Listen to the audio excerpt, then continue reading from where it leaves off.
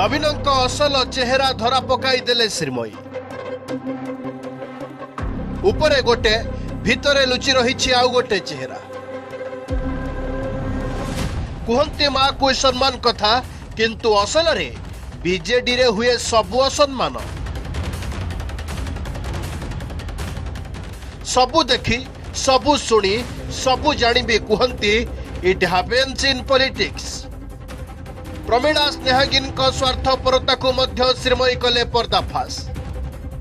सेपटे लेलिन को पियन और चाटुकार कहिले खोद निज दलर नेता। सतरे कौन बीजेडी रे एमिति घटुथिला? खोद निज दलर नारी नेत्री माने असम्मानित हेउथिले। माँ को सम्मानर कथा कहूथिबा मुखिया सबु जानी निदा विष्णु साजुथिले। सबु देखी सबु शुणी सबु जानी कौन नवीन नीरव रहुथिले। दलर बहिष्कार पर नवीनक असल चेहरार पर्दाफाश करिसंती श्रीमयी मिश्र। गोटे पर गोटे डाल शंख गछरु खसी पड़ुथिबा बेले खुद मुखियाल कुआडे काठुरिया साजिथिबा कुहा जाउछि। माने जानी जानी निज गछरे कुराड़ी मारिबाकू प्रशय देउथिले निजे नवीन। बीजेडी अटैक पर काउंटर अटैक करी सबू खोली कहि दैछंती श्रीमयी मिश्र। श्रीमयी कहते गत वर्षे हेला मु दल भितर असंतुष्ट थिली, पद पदवी को ग्रहण करि नथिली। एकथा आज सेमाने गणमाध्यम सम्मुखें स्वीकार करुछंती। प्रमीला मल्लिक और स्नेहागिनी छुरियांक भली नेत्री माने गत 10 दिन मध्यरे मो संपर्क में गणमाध्यम रे केते प्रकार बयान केते थर यूटर्न नैछंती ताहा सेमाने निजे आत्मसमीक्षा कले जानि परिबे। 2024 फेब्रुआरी मासरू मु बारंबार निजर आत्मसम्मान और स्वाभिमान पर प्रश्न उठाई निराश होइतिली। यह एक अत्यंत आवेगपूर्ण और व्यक्तिगत अभिज्ञता जोठी आत्मसम्मान और आत्मगौरव उपरे आघात लगी। मु जो दलीय नेता पिता तुल्य मानुथिली, तांको ठारू समर्थन और न्याय आशा करुथिली, किंतु सही समय रे तांको नीरवता मते निराश करिछि। जो दिन जड़े वृद्ध व्यक्ति मते सुपर्णरेखा कही संबोधन कले, दलीय विधायक और अन्य सदस्य किछि कहिले नाही, सेतेबेले दलर आगधाड़ीर नारी नेत्री मानकु कहिथिली प्रमीला अपा स्नेहागिनी अपा एमिति अनेक, किंतु सेतेबेले समस्ते तांको स्वार्थ दृष्टि चुप रहिले। केवल पूज्या उषा देवी मते सांगरे नै नवीन निवास जाइतिले। सबु घटना दलर सभापति शुणिला परे केवल पदे कहिले इट हैपेन्स इन पॉलिटिक्स। जदि अनुरूप घटना बाहर होइथांता आ मो बापा को जणाई थांती तेबे कोन एभली उत्तर आसी थांता कि? नवीन बाबू को मु केवल दलर सभापति भाबु नथिली, बापा भाबुथिली।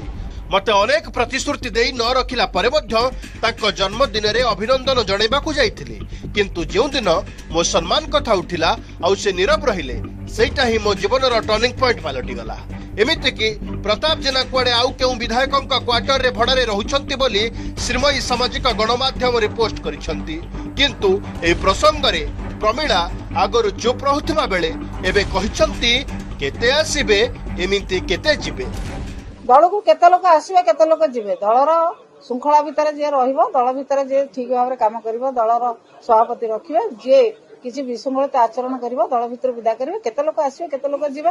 व्यक्तिगत भाव रे से केते लोक आसबे से माने कोन कि से भला लोक केते अछंती आम दल रे, तांकोठू आउरी बड़ बड़ नेता अछन। से दल को व्यवहार करी क्षमता भोग करथिले, तांको के व्यवहार करनांती।